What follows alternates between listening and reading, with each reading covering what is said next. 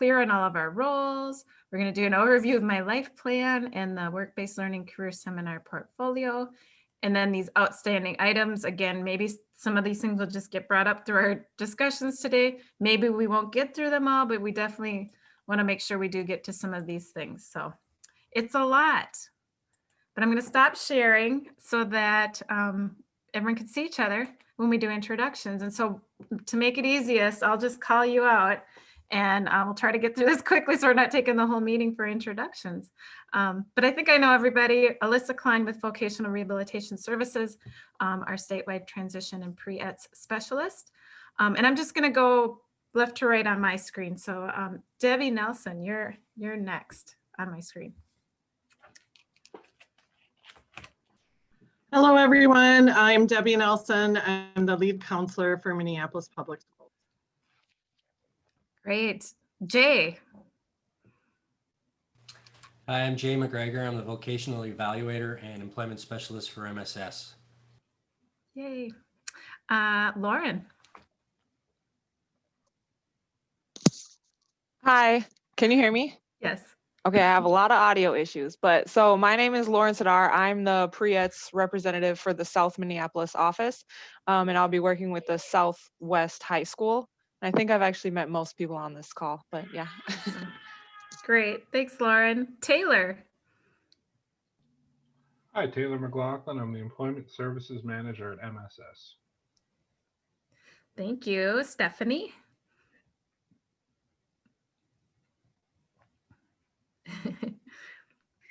Sorry. Hi, I'm Stephanie LaRusso, voc rehab counselor, and I'll be working with Edison. Thank you. Rachel. Hi, I'm Rachel Simonovich. I'm a career navigator with Goodwill Easter Seals. Thank you. And Alan. Hey, everybody. I'm Alan Mavis from Goodwill Easter Seals, and I'm a pre-ETS instructor. Thanks, Alan. Song. Hi, I'm Song. I'm the pre-ed rep over at North and Northeast Minneapolis, and I will be working with Edison High School. Thanks, Song. Anna. Hi, my name is Anna Peach, and I am the South Minneapolis vocational counselor transition, and I am working with Southwest High School.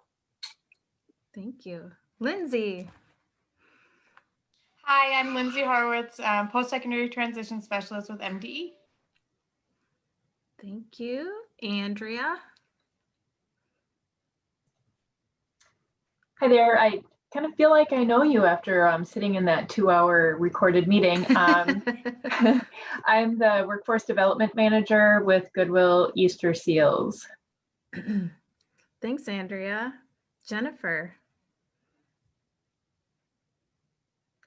Oh, you're on mute. Sorry about that. I'm Jennifer Schneider, the Work-Based Learning Coordinator at Southwest High School and the lead for the Work-Based Learning Coordinator in the high schools. Thanks, Jennifer. Thought. Hi, good afternoon. Thought Pearson, manager with the North and Northeast Minneapolis VRS team. Thanks, Thought. Shelley. Hi, I'm Shelley Landry. I'm a counselor at Southwest High School. Thanks, Shelley. Tammy. Hi, I'm Tammy McDonald, employment specialist with MSS. Awesome. Mary Ann. Hi, everyone. I'm Mary Ann Sulik, and I'm at Edison High School, work-based learning coordinator. Thanks, Mary Ann. Joyce. Hi, I'm Joyce. I'm Edison High School counselor. Thank you. Sarah. Hi, I'm Sarah Sundin. I'm with Vocational Rehab Services. I'm on our community partnerships team, and I am the liaison to Goodwill and MSS. Thanks, Sarah. And Becky. Hi, I'm Becky Sunder, Metro Regional Director for Voc Rehab Services. I did not realize we had so many people involved. with this pilot. And so it's really great that everybody was able to get together today and we could all meet each other. So thank you all for making this happen. Appreciate it. It is quite a feat that we could get it to work for all these people. Yes, thanks, Becky. Jody. Hi, I'm Jody Yonda. I am the manager for South Minneapolis Vocational Rehabilitation Services, and I apologize. For some reason, my camera is not working. That's okay. We get it. We're all dealing with technology things every day. And I see Nada is trying to get connected there. You can hear me. Is that your, now you're connected. On the phone? Are you the cell phone as well? Oh, you're okay. It looks like she's good now. Maybe.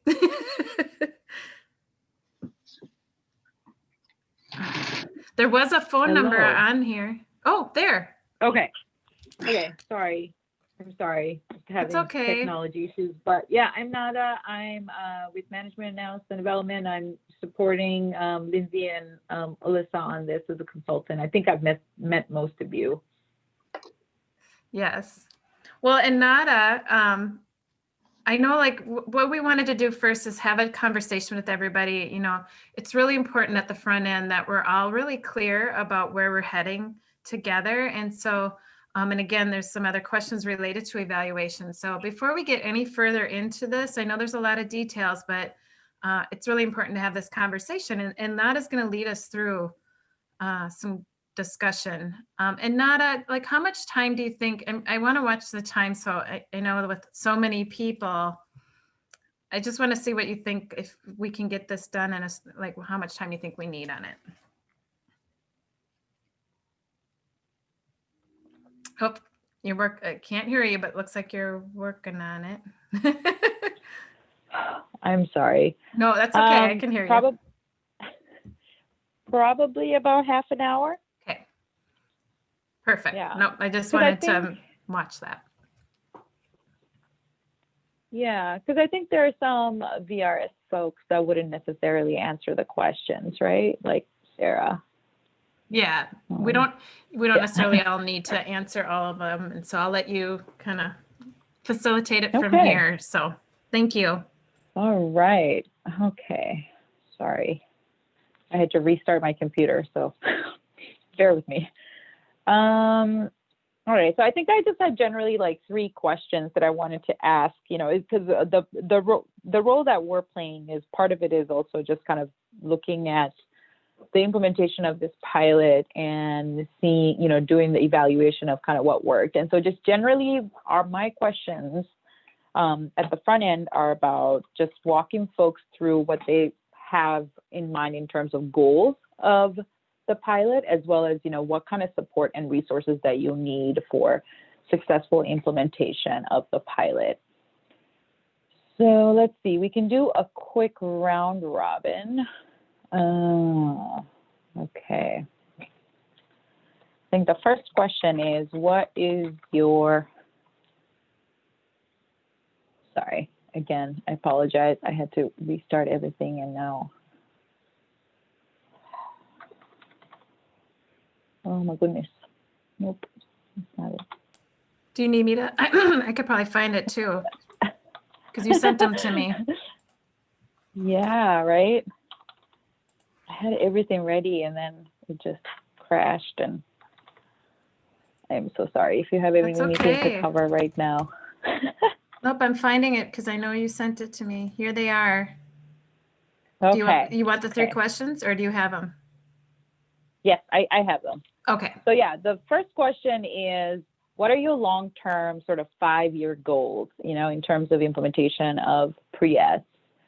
I'll put it we'll put it in the chat too, so that we can all follow along. So the first is, and we can do a quick round robin. Do folks need a few minutes or a minute or two to kind of think about it a little bit? No? All right. Well, I can look at my participant list here. And me, Lindsay, and then Alan. Alan, do you want to start us off? Oh, I think you're muted. It might be a little, I know it's a little harder, maybe I'm wrong, but for our partners, because they're just coming into this, but Oh, sorry. I still think it would be good though if you have, because I know you've been engaged with Pre-ETS, and when you think about this project and Pre-ETS broadly, like what would you want to see? Yeah, that's a big question. So just to be clear, just the 5-year, after 5 years, what does Pre-ETS look like? Was that was the question? Yeah, I mean, what would you like to see? I think 5 years when we say in the longer term yeah, within 5 years, after 5 years. Yeah, I guess knowing that there's so many differences that will always take place in different states and different demographics, and you're never all going to be on the same page.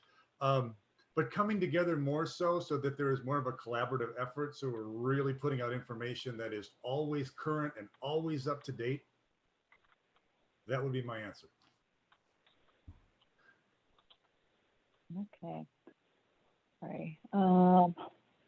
Let's see. Everything is all jumbled up. Oh, that's Alyssa. That's you, right? What's that? Alyssa is Alyssa. I was like, that's my next. I'm sorry. I missed the introductions too because I was trying to reconnect. Andrea. I'll just say, Nada, if you want me to do this, like call people out so you don't have to worry about that piece. Yeah. Okay. So after Andrea, I'll just go around and do it for you. Okay. All right.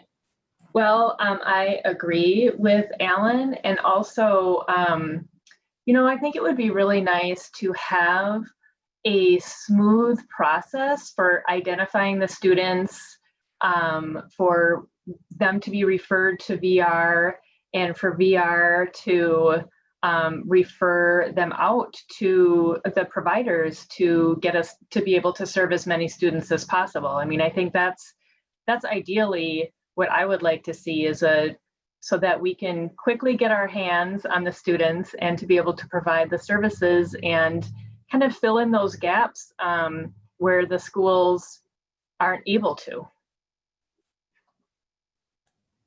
Thanks, Andrea. So I'm going to go to Debbie.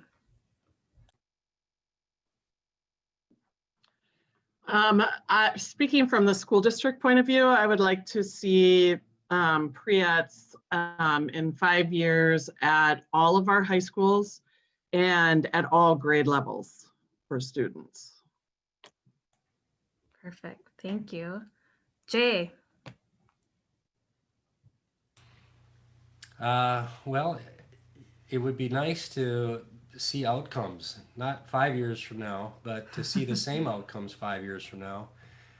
Kids getting a leg up on the world of work, asking the question earlier than they are now. Mm-hmm. And in 5 years, it'd be really cool if, MSS has kind of gotten used to getting the limelight for pioneering things. It'd be nice to have Minnesota be, Minneapolis Public Schools and Goodwill and MSS being held up as, hey, this is a place that's doing it well. My ego would like that. I like your ego too. Lauren? I'll piggyback on what they've already been saying, is just to have like a seamless transition into the school year of what students we take and put into the program and how we're going to have that program delivered in the school. So it's just kind of, it's not like like we do at the beginning of every year so far, but just a seamless transition into that, and also identifying the students and making sure that we have that we've seen results, positive results, that we can relay the information to the parents about why it's a good program for their students. Perfect. Taylor. I just had some internet stuttering, so if that happens again, I do apologize in advance. What I think I would like to see in 5 years is really a cohesive system where VRS, schools, community partners and providers, county social services, parents, guardians, and students especially can all work collaboratively towards achieving those goals of employment and post-secondary education, and just continuing to increase, as others have said, the outcomes. Letting students explore and getting them better prepared for what happens when they graduate. Well said. Stephanie. Hello. No, I guess my goals are maybe a little bit more basic, but personally, I just want to be able to serve the students and making sure that I am effectively coordinating with school staff, the schools, you know, our partners, and just making sure that these kids are actually getting services so that they can move forward. Perfect. Thank you. Rachel. Yeah, I agree with everything everyone has said up to this point. Is a cohesive system, as well as it would be nice to be able to have some like qualitative and quantitative like data and testimony from students who've gone through the program, and they're able to speak on their experiences. Oh, that's good. I like that. Thank you. Song. Hi.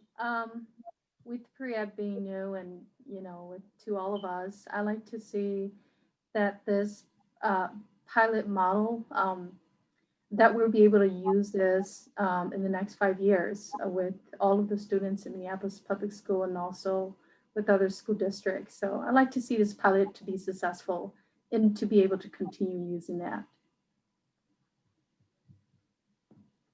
Thank you. Thought. I don't have a clue. No, I would actually like to have this build the relationship between VR and the Minneapolis Public Schools to the point that our staff are seen as part of the schools, and having our staff be that seamless bridge to all our community partners, you know, and or including intensive services and, you know, the multitude of programs that are out there within the city of Minneapolis and our community partners. I love that. I've said that lately, like we're like co-workers instead of in different agencies all the time, right? Shelley. I guess in 5 years, what I would like to see is a strong system so that 100% of our students are leaving with a post-secondary plan, and that the students that need the individual support are able to access it through the program. I like that. 100%. Yes. Tammy.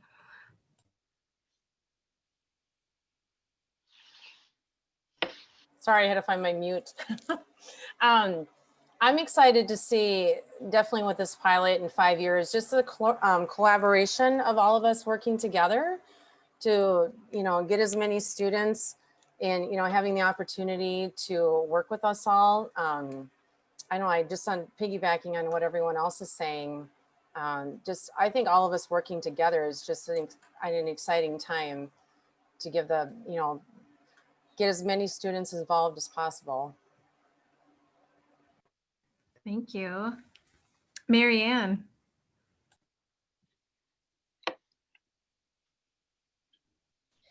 Well, I have been a strong advocate of VR services for the past 14 years that I've been part of Transition Plus. So I have been a very strong voice in the services and programs. And so it's my wish to see, I'd like to see our collective able to reach those students who seem to get lost in the shuffle. Because a lot of them do, and to have the schools understand the importance of these services and programs and make appropriate and well-informed referrals so that they understand it and they're educated, you know, and getting some at some point getting a report of those students who have been successful with this program. Thank you, Mary Ann. Sarah? Yeah, you know, I'm excited.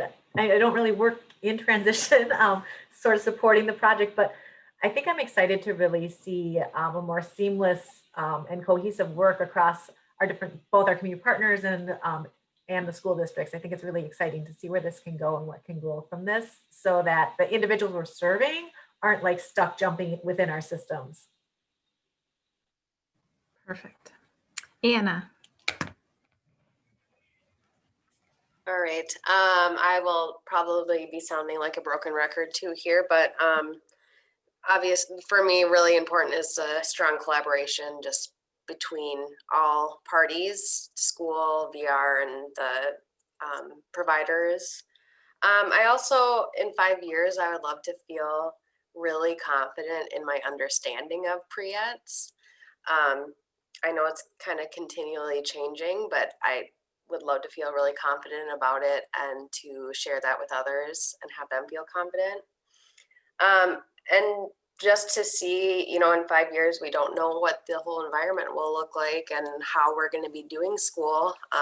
Will it still be virtual, and will it be at that, you know, so interesting to see how are we providing those services and also measuring those results.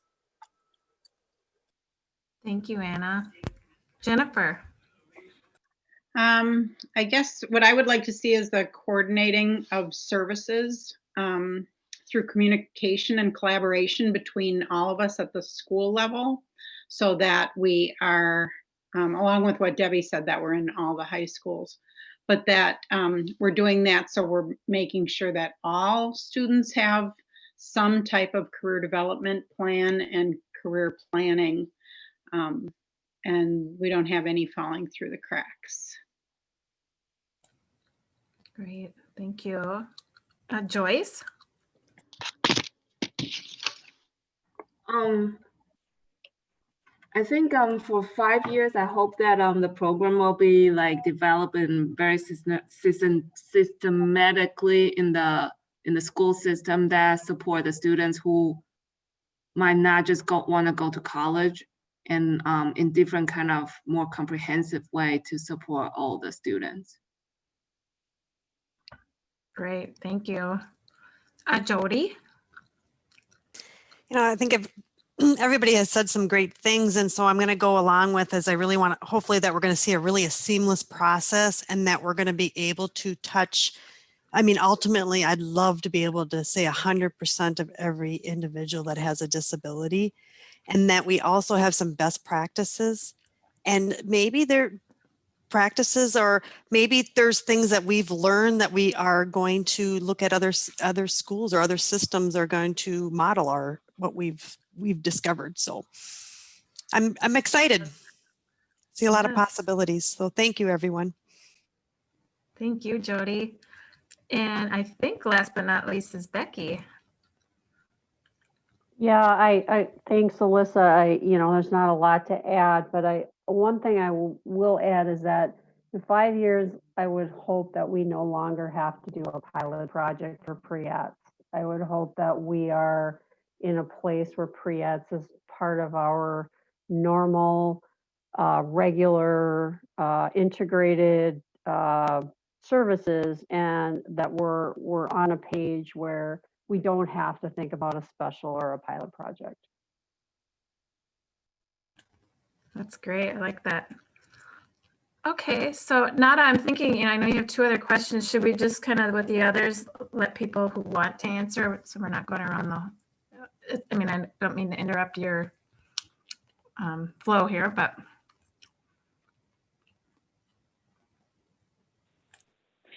Sorry, I was trying to figure out where do I unmute. Yeah, no, I was just thinking that too, because in the interest of time, and maybe what we can do is the question being, let's see, I think I might skip the goal question, or if you want to think about it, you can combine them, because I think those two kind of go hand in hand, but I'm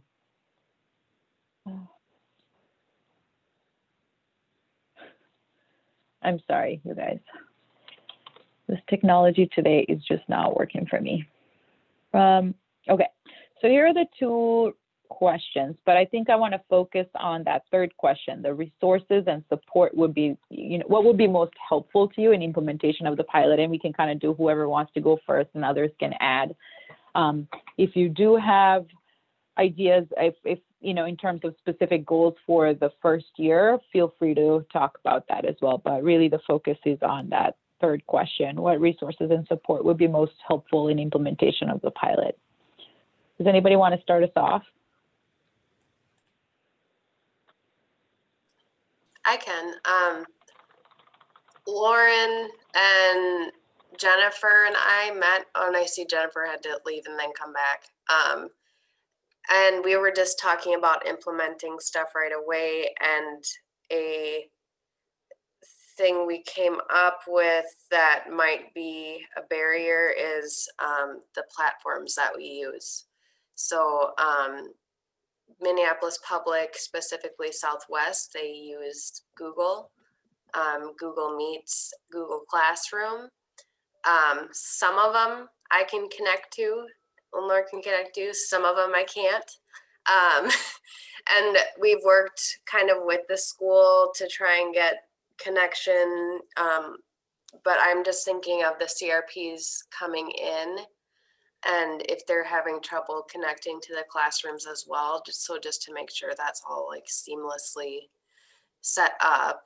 And I mean, I know technology works some days and doesn't other days, so that's also something, but that's something Jennifer and Lauren and I were talking about.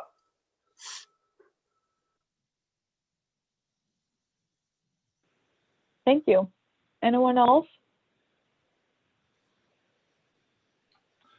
Can you restate the question again? I apologize. Sure. Oh,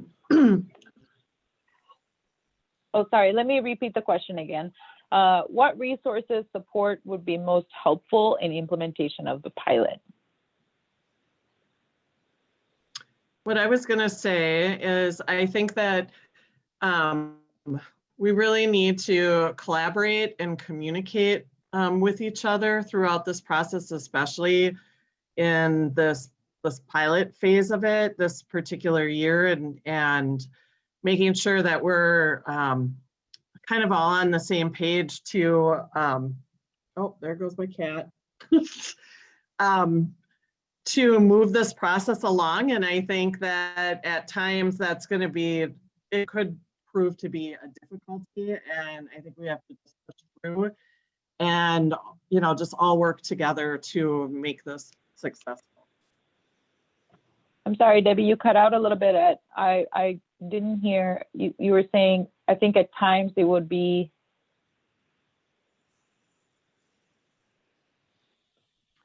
I think that at times the communication piece and collaboration might get a little difficult. And I think we just have to really push through and all believe in it and keep working together to make it work. I can add something just from a provider standpoint, and I might answer this a little bit differently, but in terms of resources and support, making sure that we're taking what the schools and everyone wants us to have, so that they're kind of running the show and being in charge of what we get, and making sure that we're not asking for resources or support that's kind of stressing the school system or VR. That's just something I've thought about lately. Yeah, I would agree with that, what Alan just said. And then also kind of practical terms, just like access to the students, probably like as quickly as possible, and knowing what it is that they need. And also kind of more knowledge about the milestones, so we know how to meet those with the students.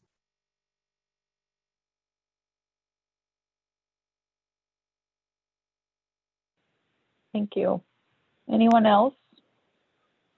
I had What shared, resources are, oh, sorry. I had shared a list when we had met with Alyssa and the providers, and I have a feeling this is exactly the process we're working through. But what I had shared with that smaller group is it'd be really helpful for us to know the goals, the tools that we will have to meet these goals, the places that information and milestones need to be tracked, and the check-ins and touch points as a larger team throughout this process. And following up with that, the collaboration and communication, as Debbie and others have mentioned, is going to be key in facilitating all of this. So just keeping these lines open. I think will be one of the most important tools and resources for us. Hey, Alyssa, this is Becky. I just wanted to circle back to a statement. I think Alan made the statement about stressing of resources. I'm trying to understand when you say that, when you say the word resources, can you maybe elaborate a little bit about the meaning? I'm just, I don't know if I'm getting what you said, totally understanding it. Thank you. Yeah, sure. Just from watching the 2-hour meeting before and then having the meeting we had earlier this week, the smaller group, just really trying to get in tune. Like, we're so excited to dive in and be a part of anything we can be a part of, and and help out in any nook and cranny sort of thing. But then sort of pulling back too and saying, well, even though we could get involved in all of that, making sure the schools are on board with that, and so nobody feels like we're kind of pushing ahead and getting in front of the wagon. Does that help? Yeah, thank you, Alan. That helps a lot. I appreciate it. All right. Should we take a couple more minutes to see if other folks have ideas of things that haven't been said that you think would be a good support to have in terms of implementation?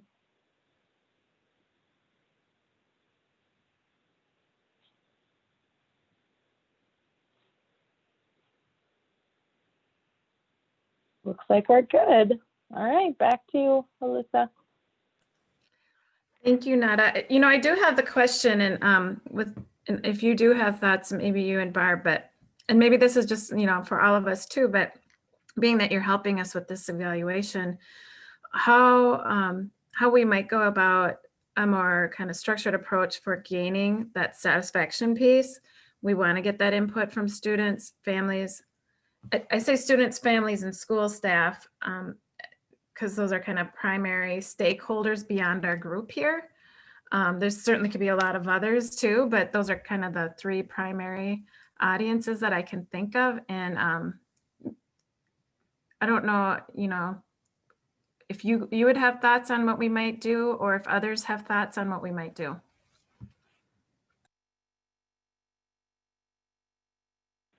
Yeah, I mean, I'm open to ideas. If you have specific recommendations or things that we should be considering if we wanted to do that. Well, and another thing too, as I'm saying that, there's a lot of things that we have questions about, that we need to figure out. And so maybe it's not something we dive into too far today, but maybe once we really start getting, kind of some of these details to get us off the ground, that we make sure that we do come up with that process. So if maybe in a smaller group, that's something that we would do is meet with you and Barb about that and kind of come up with our evaluation plan that way, or our way to get feedback from some of our stakeholders. Does that sound good? Yeah, okay. I wanted to call that out there because that was a question this past week, and it's a really good one, and I don't want to lose that. So does anyone else have anything else they want to say in terms of that or anything related to evaluation? I don't know if it's helpful or not helpful, but I work very well with numbers, tangible numbers. So maybe setting a goal, if we are going to serve X number of students through this pilot in each school by this period in time. And if you wanted to drill down further into it, maybe, they're going to meet X number of outcomes with the life plan or something along those lines. So those things work very well for me, but I know not for everyone. But having something specific and tangible to strive for as how we evaluate our work as a group would be tremendously helpful.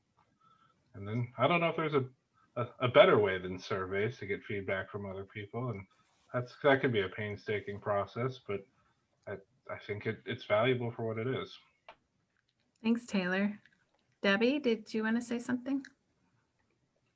Yeah, and actually, ideally, Taylor, I think that would be great if we could set up some, specific data point goals and things that we could reach. But I was actually going to say, I think that we all need to, practice some patience with distance learning and with trying to pilot a program and figure all this out. I think we're going to start a little slow, and we're going to have to build up some momentum.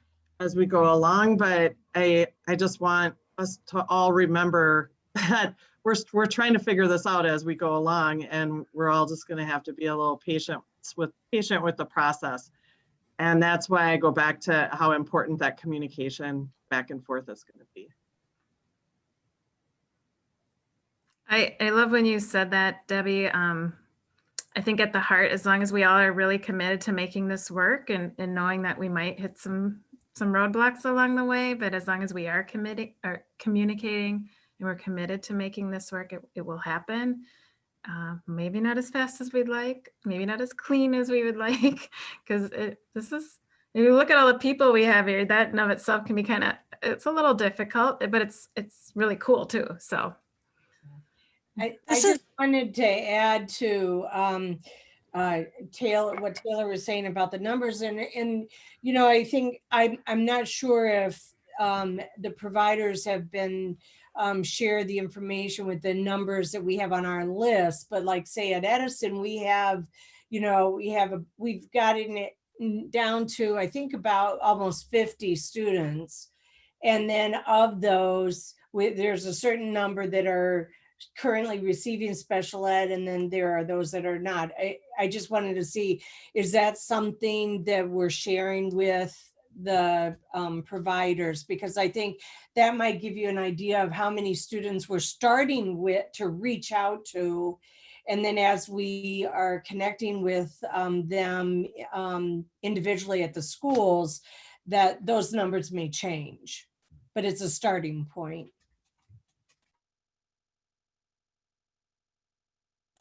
Thank you, Marianne. Yeah, there was about 50 there and maybe 80 some at Southwest that we started with, I believe. And I know that, and we're in a minute, we're going to get to each of those schools, of the folks working in each of those schools, to give us a little bit more of an update. But I know that they're looking at those numbers. Jody, did you have something you were going to say? Yeah, I just wanted to talk. I mean, Debbie made a good point about that distance learning. And I think, Debbie, and that goes to the teachers, sometimes you might need to remind us as VRS too. I mean, this is a distance learning is for you guys is difficult, and for both the students, the parents, and you as teachers. And you might need to remind us that, because we don't live your life and we don't live those experiences too. So sometimes you just might need to remind us, you know, hey, things need to be slower or to slow down or something. So just kind of remind us and be patient with us too if we don't appear to be understanding, because we don't live that life.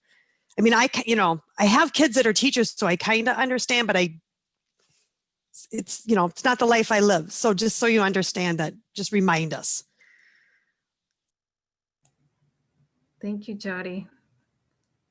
I like that too. I think hopefully we can all kind of have that open communication and feel comfortable to say, hey, I'm not comfortable with this, or this is, you know, an issue I'm facing related to the pilot, so that we can work through those things. Okay, well, I'm going to move us on to keep us getting through our agenda. And so who wants to start first? We want to just get an update on discussions that have happened and planning at both Edison and Southwest. And I don't know if Marianne and Jennifer want to kind of take the lead on that, and I know you've worked with the VRS staff, so whoever would like to jump in. I can start. Just thank you. Haven't done anything. This is Jennifer from Southwest, and Anna and Lauren and I so far haven't done a ton. We went and met with our SAFE group, our life skills program at Southwest, and explained the program. And I think we're planning on next Wednesday meeting with another special ed, much bigger team, the resource team. So we're just starting with those kids who already are qualified for special ed, because we don't really know who's done what services with them either. So, because I think Anna's got some that she's working with, and then I've got some who are in my work-based learning program, and then there's some who don't have any.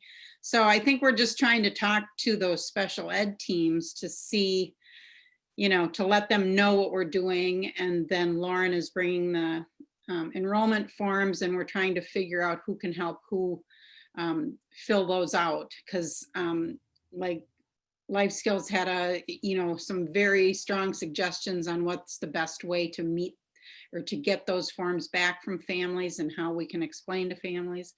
So, and then we'll kind of work our way up from there too. I think with that, we haven't had a chance. Shelley has, I'm sure, a lot on her plate. So we're planning on meeting so that we can talk about some of those other kids too, who have a disability but aren't right now receiving any kind of service. And we're a little bit limited too, since our list was just the seniors. I mean, it'll be really nice when we can expand that, but just targeting those seniors and, going from there. So I don't know if Lauren or Anna have anything else to add since that meeting, if they've gotten any more responses or any more information. I don't think so. I know after that meeting, I sent out those the forms for the case managers that we met with already, both my forms and Lauren's forms. The one thing we ran into was that they wanted the forms in different languages. I know the Pre-ETS one is not available yet, so I said it's in the works, so hopefully that's soon. But I think that's, Jennifer, you covered it well. Thank you. And we're at Edison. I can start out, and Joyce, you can chime in, and Song as well. We met on Monday and with Jane, who is the special ed coordinator over at Edison. So we're kind of taking a different approach. Song,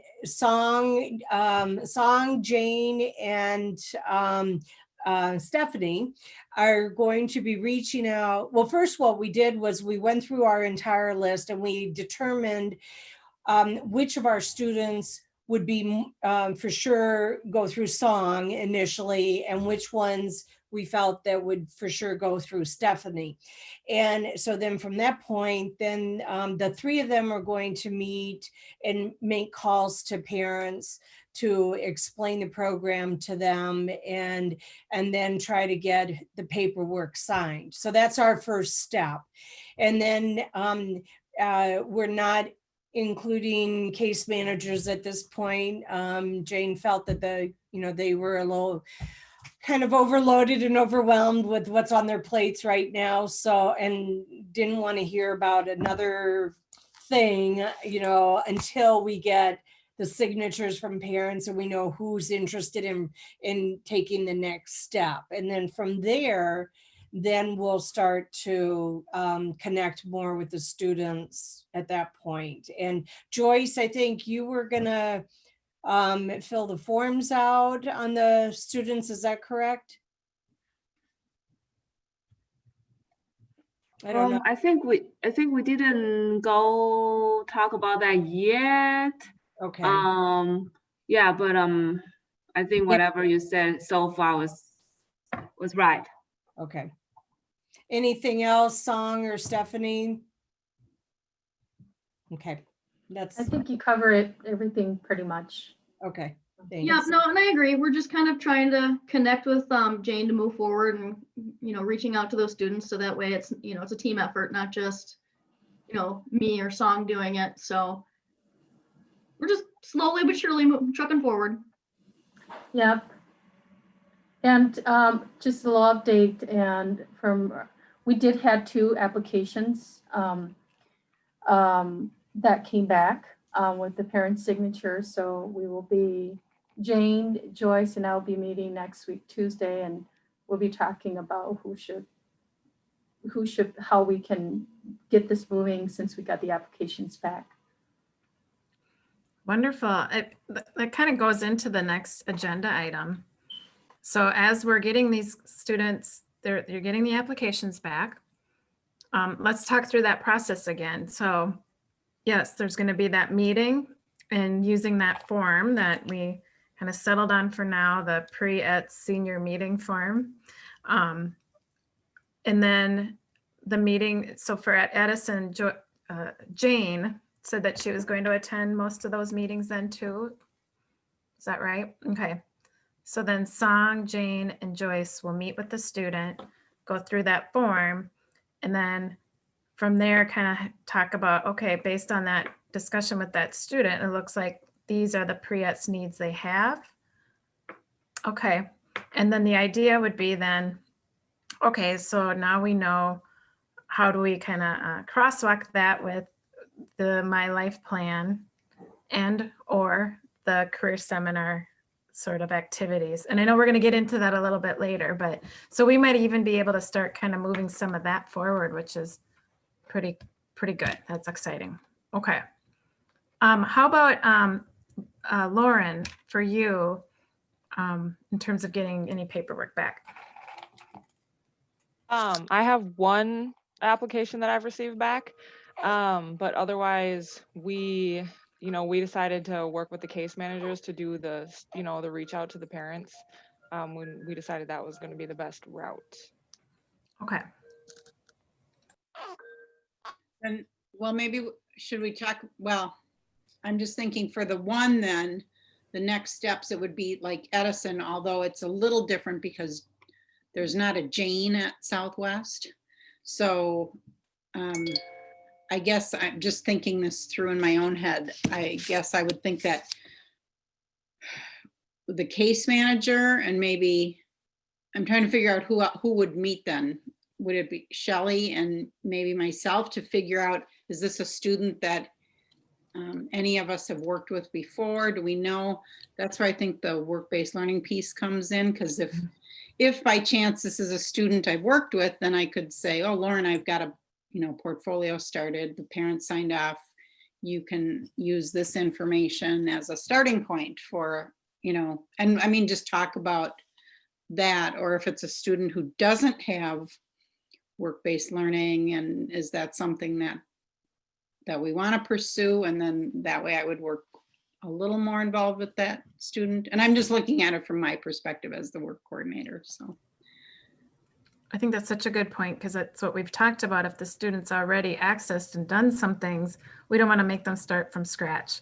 Right. So having that approach of how do you make sure that we're looking at that at those schools. And especially when we have some younger kids, it might be something that we can say, oh, look, they've already met some of those milestones. We can check those off right away.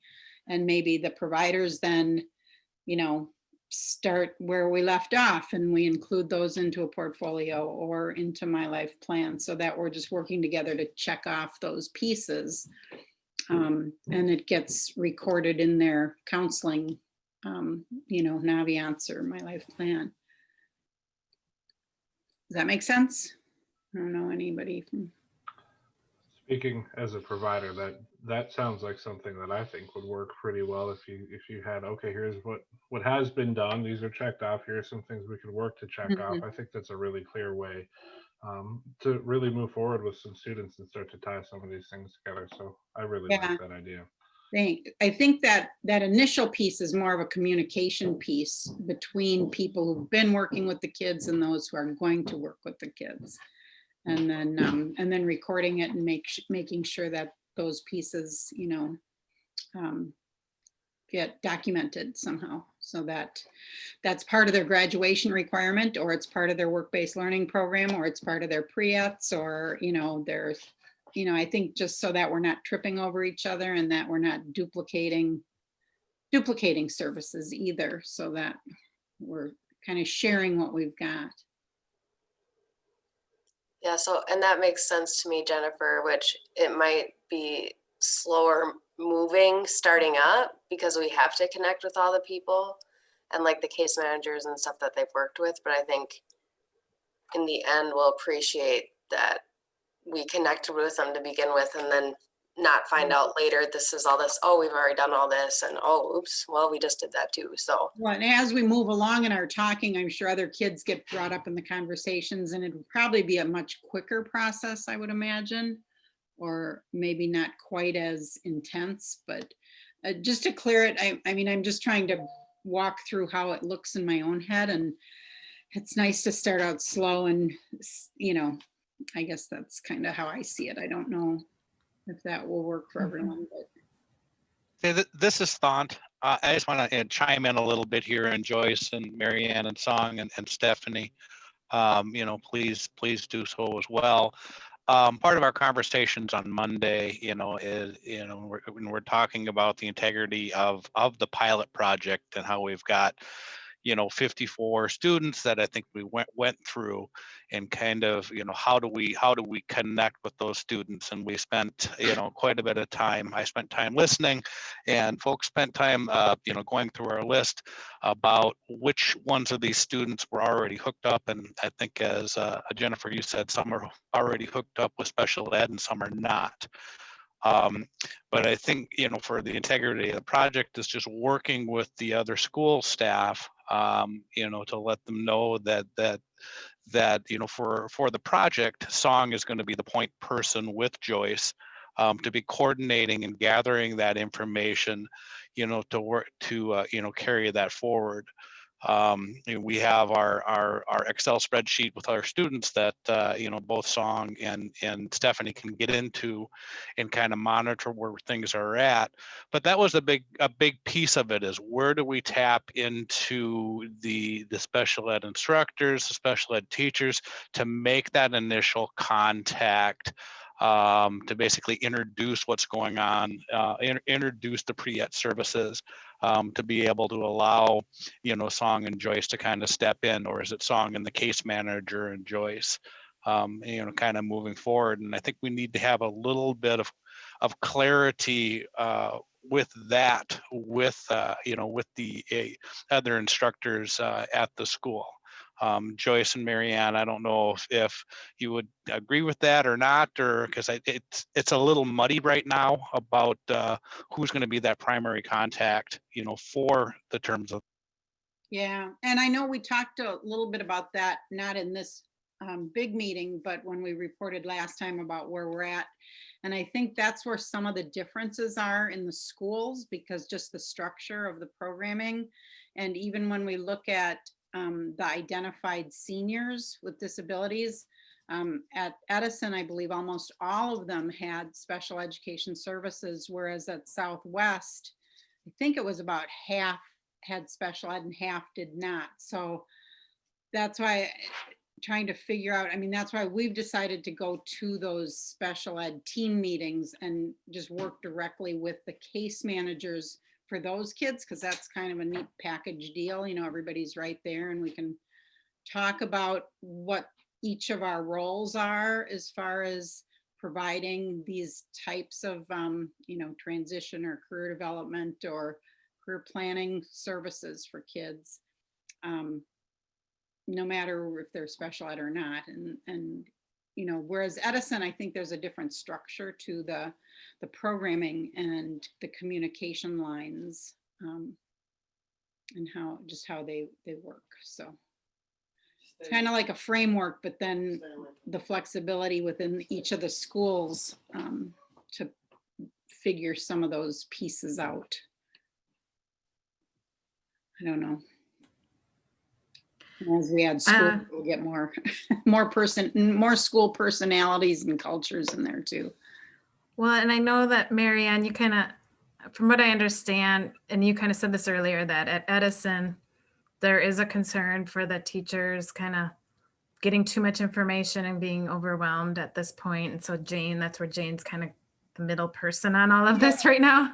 Yes, and I think what she's trying to do is Jane knows these kids, and it's a way that we can kind of maybe weed through our group and find those that we can definitely pursue, with this program, and see which ones would be interested in taking it a step further. And then when we get that agreement from the parent and the student, then we can bring in the case managers and say, hey, look, this is what we're offering for your students.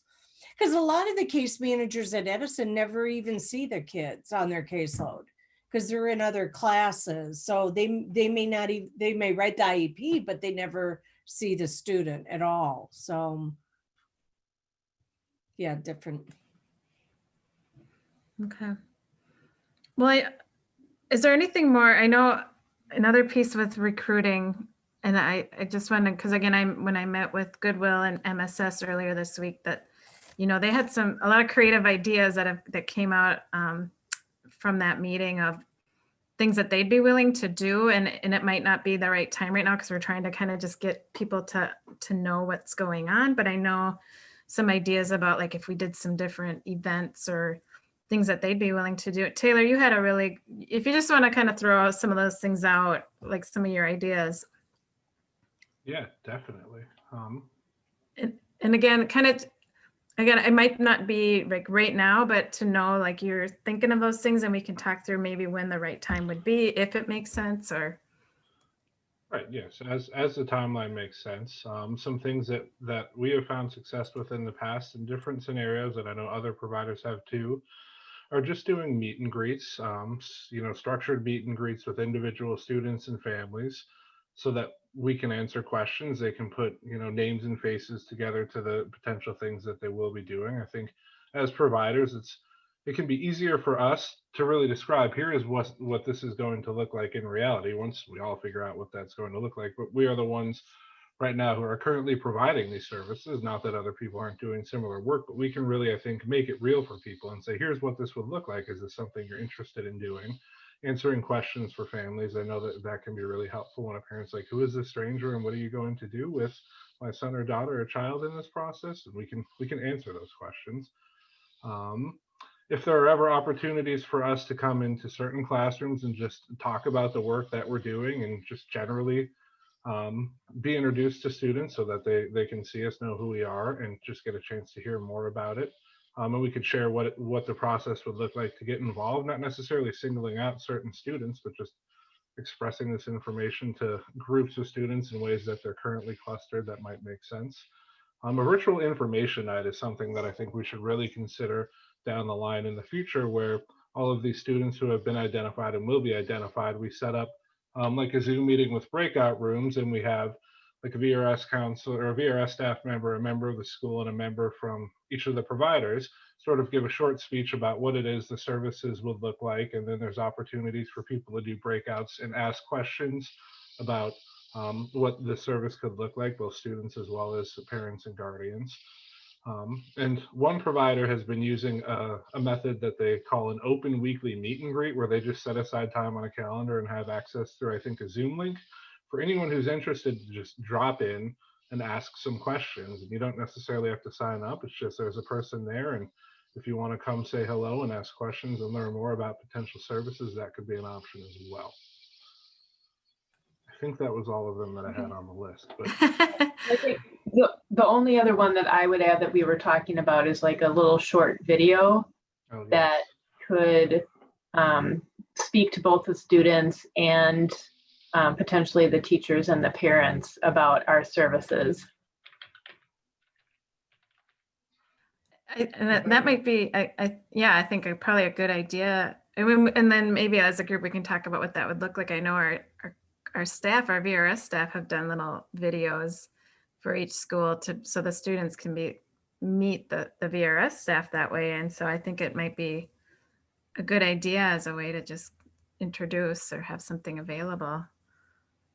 And I would like to maybe just piggyback on all of that in that, you know, everybody's talking about that seamless, cohesive sort of pipeline thing. Maybe one of the things we can do with that video is to get that excitement and that relationship rolling, because that's what students care about, right? I mean, if you can get them excited, get that relationship rolling, they're going to buy tickets to the game, right? Then they're going to show up. And so at least we can give you that part. So anyway, I think, you know, maybe we can kind of come back to this, like we think about next steps. These are things to just kind of be thinking about and processing and figuring it out as next steps as we go.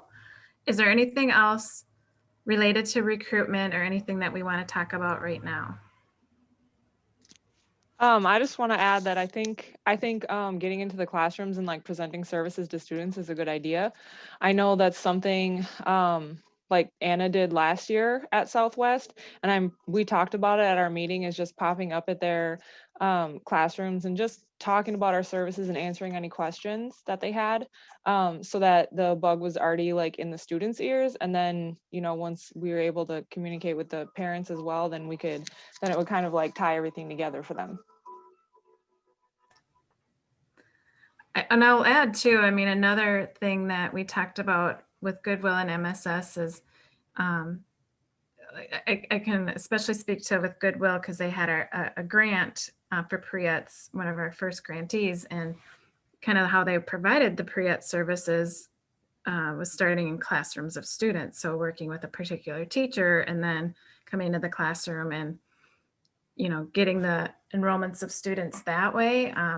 And, you know, I brought that back to like Debbie and Jennifer and Marianne, and we, you know, we're obviously not at that point right now because we're still just trying to get the teacher buy-in and get this moving. But, you know, it's another thing to kind of keep in the back of our minds that at some point, you know, starting with teachers that are really bought in and have groups of students, we could kind of take a different kind of approach to it too. So yeah, I want to just add one thing too. Those are great. But I keep going back to that group of students who's not in special ed, but have a disability. And that's going to be a different group because they're not going to have a special ed teacher that we can connect with. And I think we need to figure out, you know, if there's a way, you know, a different way to reach them, whether it's through the career centers or, you know, I don't know, just to be creative, to think of another way to just get the message out to them. And I think at some point, along with what you're saying, Jennifer, is the information at some point to go out, it shouldn't always just be targeted to certain students. I mean, because we can't always know who might qualify and who might want to get something out of this program. So I think it could go out eventually in a little more global way, which also takes, because I keep on thinking to myself with when we start targeting students so completely, as it's also kind of, there's some confidentiality issues there too, because you're like, oh, everybody that, you know, we want to hear this information, go to this breakout session, feels a little like telling too much, just sharing too much information. So I think when we get rolling, it would really be nice because that will help capture the students that do have a disability but are not receiving special education. So they're hearing that information and they're doing some self-identification along with, and seeing what the benefits would be of this program, along with some of the individual conversations, and eventually getting to this point too, where we're talking to not just, you know, people in the special ed world, but we're also talking to other counselors in the building, nurses, school psychologists, school-based therapists, and having this conversation so that they can pass on information in that regard too. yes. So yeah, and I think right now, again, we're kind of starting quote unquote low hanging fruit where we know students, you know, we have these lists and, you know, and then we can build up and keep looking at how we can dig in further, right? I'm just thinking, I don't know if all of you want, should we just do a short break in case you need to, or should we just keep going? Should we take a break? Yes? Alyssa, I think a few people need to leave. Okay. You know, soon. So, I mean, I'm never usually opposed to a break, but. Okay. Okay, well, I know we definitely, I'm thinking that we should go into the slides you put together, Debbie. I really want to make sure we get to that. So if you need a break, everybody, go ahead. This is recorded. That's the beauty of this. We'll all get the recording and you can watch what you miss. So Debbie, do you want to share that, their slides, or did you want me to pull them up? We're going to get into some of the details with my life plan and the career seminar. Some of those pieces next. And you're muted. everybody take their little minute break while I get this all set up so I can go to you.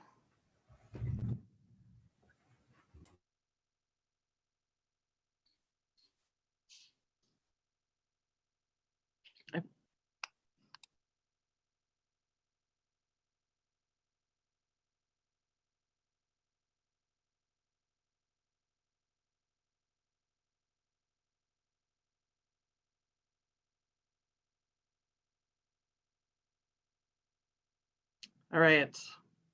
It looks like you should be able to see this. And can you hear me? Yes, we can see it and I can hear you. Thank you. All right.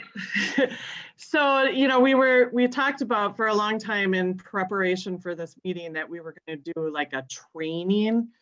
And the more that we kind of talked about how, you know, a training on My Life Plan or a training on the work-based learning curriculum and everything, it's just so intense, and this audience is so large, and not everyone is really going to be working super directly with it. So we thought we would just kind of give a slightly more general overview of it, and then that will be another thing that we'll do for future meetings and for the right people who are accessing things to be able to see, to dig into it more and go through it. But we've been talking about My Life Plan, and that's the district-wide college and career readiness that we use. It's actually 6th through 12th grade, the curriculum. It's meant for all students, and when I stress that word all, because we really want to make sure that we are serving all of our students wherever they are in the capacity of learning, that they're able to have a post-secondary plan when they're done with high school. It's generally lessons that are delivered by our school counselors and Achieve College and Career Readiness or College and Career Center and Europe coordinators throughout the year. The primary objectives, again, all students. We just revised the My Life Plan curriculum, which is also kind of tricky to do this and start a pilot project at the same time. But we've really worked hard to make sure the curriculum is engaging and relevant for our students. So it's all been kind of updated and a little more interactive. The lessons connect to one another. They provide some reflection time. And right now I'm just kind of giving you the general overview of what My Life Plan is. And then we can talk a little bit more about how the providers can dig into this work. So it's a post-secondary planning tool, our curriculum, and it also has a portfolio feature that we haven't quite had before, that follows the students, everything that they do in My Life Plan curriculum and on Naviance, which is the platform that we use for most of it, is saved in a portfolio. They can always go back and access anything that they've done in the past, different surveys, results, you know, careers that they're interested in and things like that. There's about 5 to 7 lessons in each grade level. The lessons are all working towards the post-secondary goal. There's a lesson plan, there's activities. Most of it lives on Naviance. And I just kind of tried to explain here in a nutshell what Naviance is, but it's a software system that we use, and it's also used like in lots of school districts across the country. It's web-based, and there's many college planning and career assessment tools that are built into Naviance. It's all students are just automatically uploaded into the Naviance database, and And then they have access from there to all their tasks and programs that we in MPS and Minneapolis Public Schools have decided that we wanted to have for their activities that they do. And so there's surveys, career and personality inventories, career search, college search functions, and other things. This is just a very just a general idea of what each year's activities are. And so I'm not going to go through all these, of course, but they all build on each other. So 9th grade is really focused on what kind of high school identity is that student trying to have.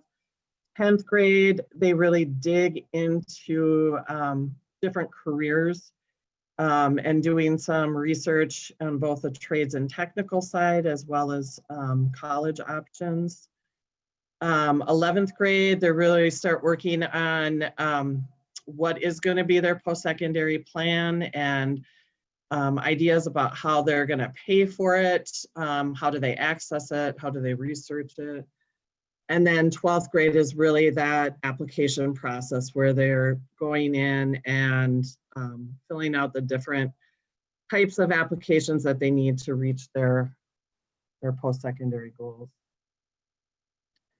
So when it connects with the pre-ETS program with My Life Plan, what it's really important to understand is that all the activities that are built into My Life Plan in high school are required for graduation.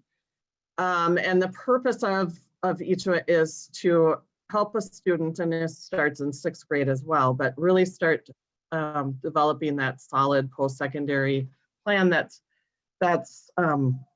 individualized to what each student's plans are, what their skills and interests are.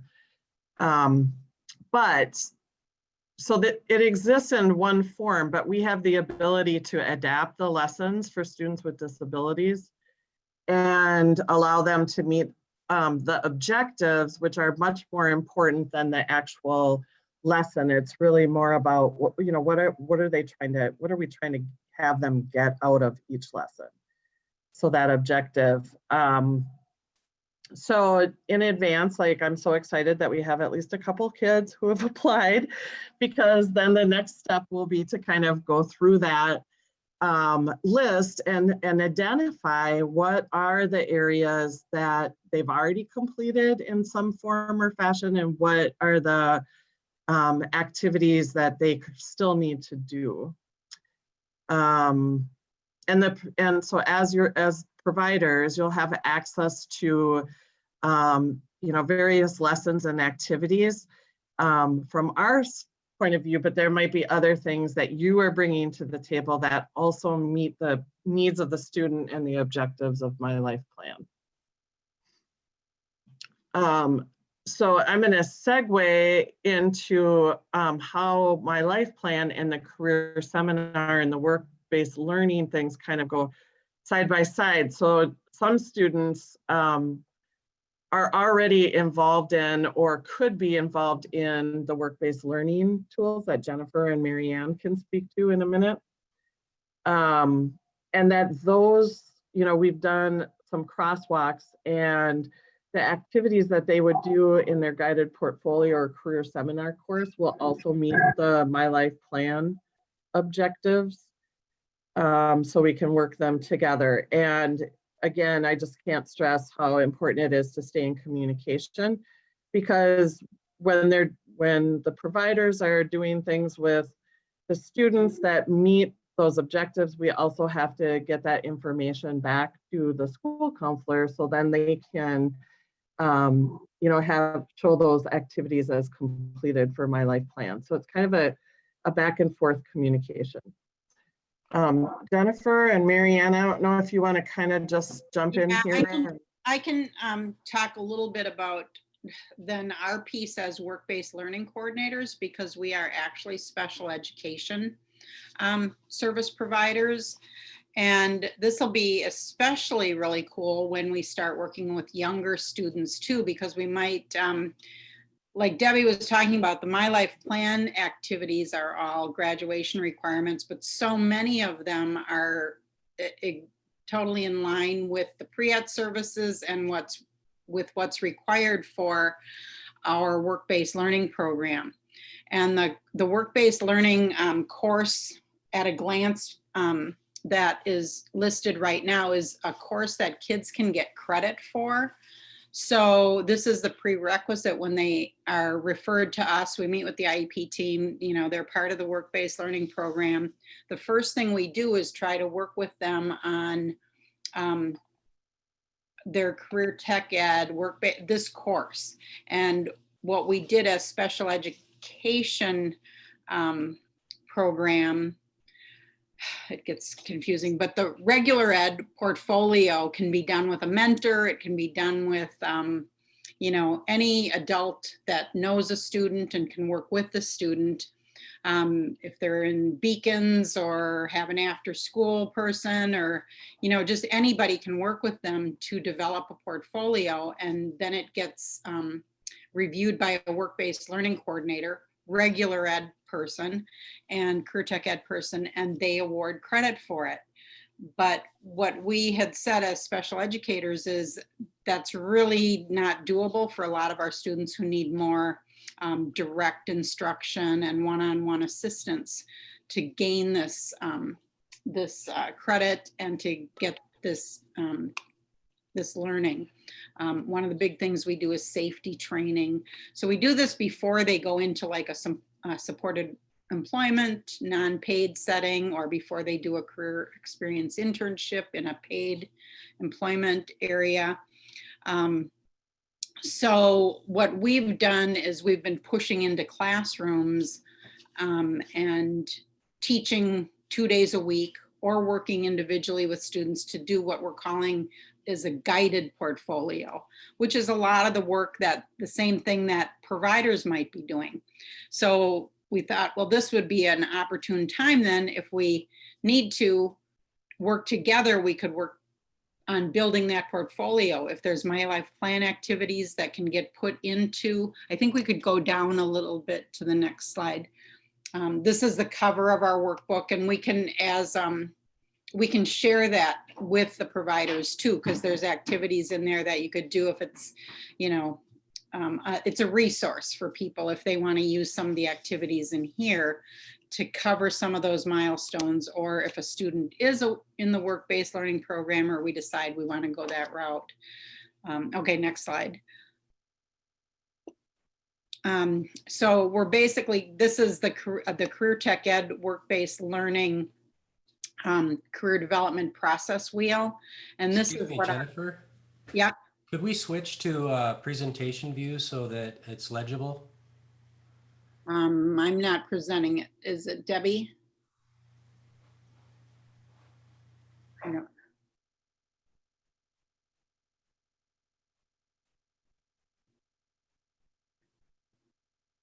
There we go. So this is basically, and it's kind of the same thing Deb presented with the My Life Plan and grade levels. Well, this is kind of the high school, what we do with the kids.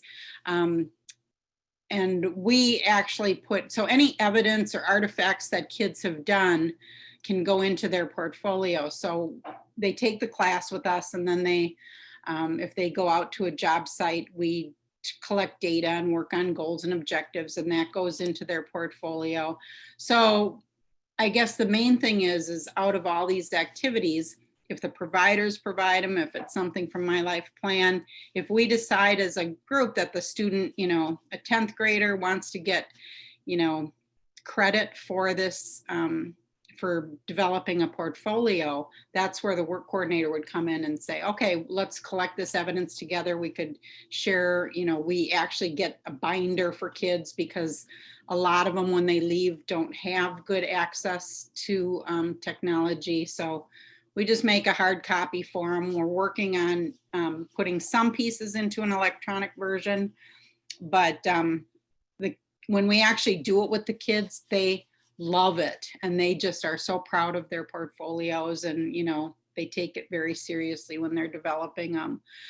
Some of the students we have to totally modify, like a values assessment or, you know, any other kind of assessment. But, you know, we keep saying our goal is to really get kids to reflect and to really get to know themselves so that they know more about themselves and can articulate more what path they want to go on. So it's basically collecting evidence and putting it into this process so that we could award credit for the kids, or if there's, you know, a student that might need a more supported employment place during their school, because they can get credit for that too. So it's just working together to come up with a plan, you know, collaboratively. How can we do this? And then it's the student's portfolio that they can then take, you know, and, you know, take with them as their base for their career stuff. And that's something that if, okay, so for example, with some of these seniors, if it's somebody who I've worked with before or Mary Ann has, we can say, here's their portfolio. These are the things they've done. And then in that meeting with My Life Plan, seeing if some of those milestones can be checked off because it's already in there, or maybe it's something they've got some pieces so the providers can go, oh, well, we'll pick up and work on this piece or whatever. So, I mean, it's just one more, you know, one more piece that if it's already done, you know, some things kids can do a couple times and, you know, they get more information every time. So it's just how the work-based learning program can fit into this as part of being a collaborator with the students. So I think, yep, I think that's it. And Mary Ann, I don't know if you wanted to just add anything in there.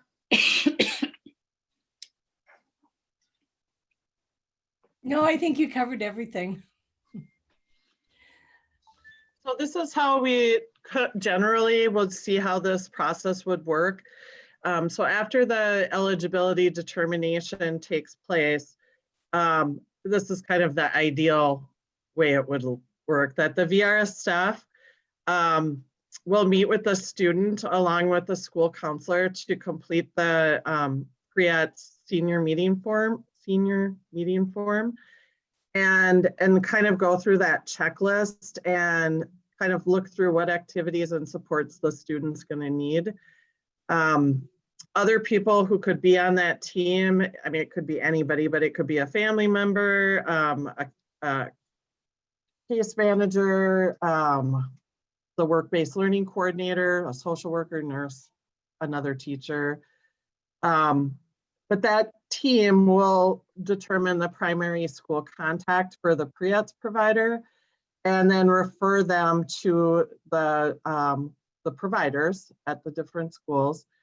And then the provider and the student will determine meeting times to work on the activities. And, you know, we ideally, I think, you know, it would be great if this was through a classroom, like someone mentioned, or small groups to really maximize the time. But I think when we first get started, it's gonna, just by the nature of where we're at and distance learning and everything else, it might be a little more individualized until we get the ball rolling with everything. And then the provider will get updates to that, whoever was determined as the primary school contact along with VRS. And then as they're, you know, meeting the different learning objectives, also including in the school counselor. And there we could always, you know, schedule meetings as needed as well. So I want to open it up for questions, but I think somebody had said this a little earlier in the meeting about being conscious of and not putting stress like on school. And so I just want to let you know that as a lead counselor, even though there's a school counselor working with this program, both Joyce at Edison and Shelley at Southwest, that as far as like, you know, like kind of ongoing needs that might be really specific to My Life Plan activities and having access to Naviance, that that I'm available for that and would certainly be willing to help out and walk through things or get access to or problem solve to try and alleviate a little bit of stress on the school counselors who are have really big caseloads, and this will just be sort of one small part of that. So I have a question. With Naviance, is that something that we as work coordinators would be able to have access to, just to see what students have completed there as well, so we can cross-reference? Because many times, like when I'm teaching our class and I'm having the students do a career survey, interest survey, they say, well, I already did this. I've done this already, but they can never tell me with who or where it is. So then great question. You know, yep, and great I question. could let the VRS folks know, you know, and Song know, oh, well, they've already done, or Joyce, you know, can check that off on the list so that we are continuing that communication. Yes. So for school staff, for sure. So Mary Ann, Jennifer, and if there's other people, we can add you into Naviance, and I'm going to check in to see if it's possible to have a role where providers can go in. We do have like counselors have a hard time accessing. We can see behind the scenes what's going on with the student, what they've completed, what they've done. But we can't go in as a student. That's just the way Naviance has set it up, and it's been really frustrating for counselors too. So that's you kind of have to work. And we have this single sign-on thing with Naviance too. So like I can't just take a student credentials and try and sign on to my computer, because my computer's been signed on to me. So it's always gonna, with single sign-on, it goes to me. And so same with students. So that'd be one thing like providers might get a little frustrated with in distance learning, you know, where you want to like, just give me your sign on and I can go in and look at your Naviance and kind of help you navigate something. Is not as simple as it seems. But we can usually see most things on the back end, like did the student complete it? What were the results of a survey and things like that. That would be really helpful if we could, because then we could actually do some of the My Life Plan activities and put them into the portfolio also, as, you know, using the district resource. That would be super cool. And that would help the counselors too. They wouldn't have to worry about, you know, it'd be a small group, but the special ed kids, we could log in and work with them in a group, even in our class. And that's where I'm thinking too, like the VRS, you know, we're talking about primarily students potentially eligible for VR services, but then like Anna and Stephanie, they will be working more one-on-one with students that are eligible too. And I could see where, as they're working on things with students, they could be, if they knew all, you know, all about all of this and they're working with a student, they could as well, potentially. They'd all be in one place. Yeah. It's really cool. So this isn't necessarily about our access or not to Naviance, but I wonder, as far as working with the students in their kind of portal, we a lot of times will share screens and have students share screens. So we might be able to see what's going on from their perspective if they're able to share screens. And we do a lot of work with students in particular about you know, how to use their whatever devices they have and whatever platforms they have. So that might be a way that we could see what's going on. Yeah, I love that. And students, yeah, will have different levels of ability to know how to do that. But yes, that's an excellent way to help walk them through things. And a good skill for them to know. Mm-hmm. This is Jody. I'm curious, how do you share screens? Well, like I'm sharing right now, or I was sharing that the student could bring up their screen when they're on Naviance, and then the provider can be like, oh, see that button? Click on that. So, okay, you're talking if you're using Zoom or some kind of platform. Okay, yeah, okay. Exactly. That makes sense to me now. Everyone, this is Alan. I have a question just about the communication upwards. So the kind of the expectation or the types of communication as the providers are rolling that up to VR and to the teachers, do you think that would be in case note form? Is that email? Is that connecting via Zoom? Is it kind of a mix of those? I can't speak for everyone, but I would think that email is probably going to be the easiest first way to communicate, and then decide from there if like a meeting actually needs to happen. But that's something I think that we should address as we go along, like what is working, what didn't work when you tried to communicate. So, you know, like, and what do we need to fine tune?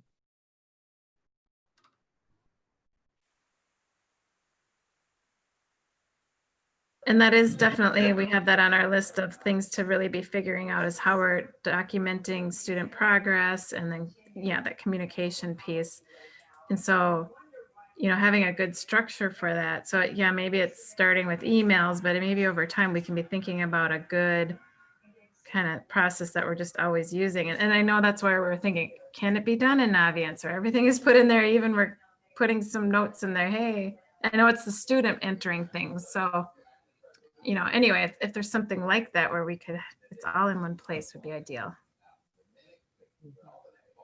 I was just going to ask that is, do we have to go with Naviance? I mean, I know that is a big part of a high school student, but is there something that we could come up then the way all of us can communicate much easier? You know, having it an Excel spreadsheet and a file, a student's file that we can all, like, let's say, Lindsay, you need to go look at a student, or Mary, I mean, then we all are, we're not even having to deal with Naviance, because I know Naviance can be difficult. I think I really appreciate what you're saying, and Naviance doesn't really have that sort of communication tool anyway. Naviance is the only place that we can keep track of students completing their milestones and add them to the reports that we send out district-wide to how many students are completing these college and career things. But the actual activities don't have to be included in Naviance. That could be, you know, something that happens through the career seminar course, or another activity, an alternate activity that you as a provider come up with. But then that would just need to be communicated to the counselor, who can manually go in and check the student off as completing that activity in an alternate way. So if the student, there are students in our schools that qualify for these services who accessing the tools in Naviance are not suitable for them. It just doesn't work well. And that's frankly a big reason why we really are excited about this program, to have more streamlined alternatives for our students who can't just access this easily. But it'll still live there ultimately, you know, whether or not the kids completed it, but that doesn't have to be the student is interfacing with Naviance. I hope that made sense, Tammy.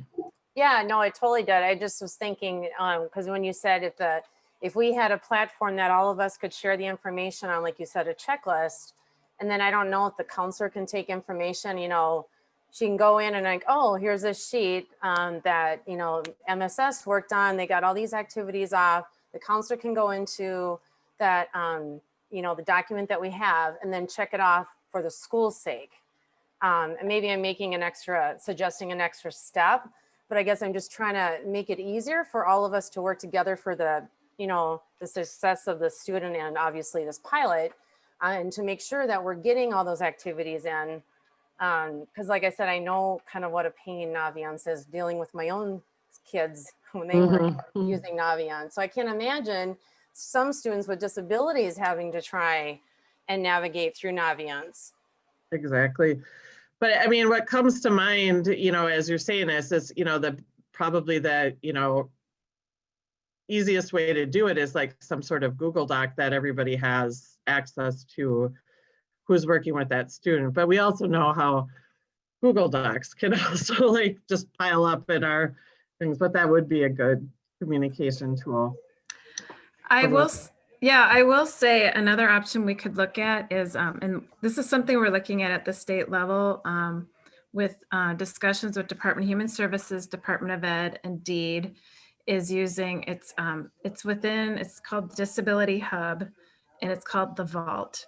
And it's a secure way for sharing. And I'm sure some of those on the line are familiar with it. It's kind of within the Disability Benefits 101 system, but we are looking at that being a primary way we would be sharing information between all of our entities. And the beauty of the Vault, well, it's secure and it's pretty easy to access. And we can probably work with them to alter it to help us.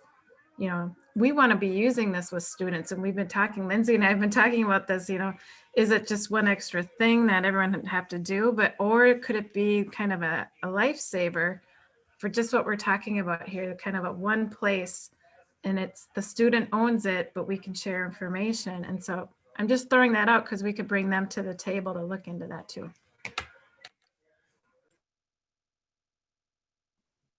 Are there any other questions about the school side of it here with my life plan and career seminar, or how anything related to that?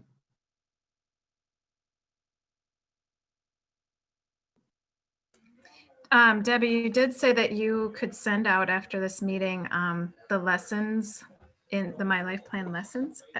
I don't know, maybe everyone would like to look at them, but for sure our providers, so that they can start to look at them and know what's in there and start looking at how they might be providing some of those.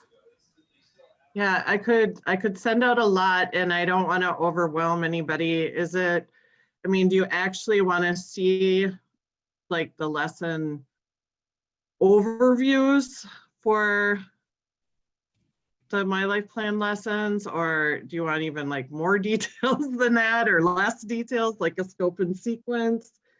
I have a question. Does everybody have access to like a Google folder? Like, say if we were to put all this information in a folder, I mean, I don't know, because of the outside agencies, I don't know if that would work or not, but just a thought. Well, I could easily create a My Life Plan, well, just a folder, and then for all of us, I can share it with Alyssa, who can make sure that we get everybody on it. And then people could add to it, like as we're going along. I love that idea. And Jennifer and Marianne, you could put in like some of the documents that you were put in the slides just now and pertinent information. We could put our crosswalks information in there. We'll even put the link to the workbook in there for the seminar portfolio, which would be good too. So it could just be sort of a resources folder. Yeah. That sounds like a great idea. I'll start it and then we'll go from there. We'll see what we all want to add into it. Call it maybe Pre-ETS resources. Sounds good. Beautiful.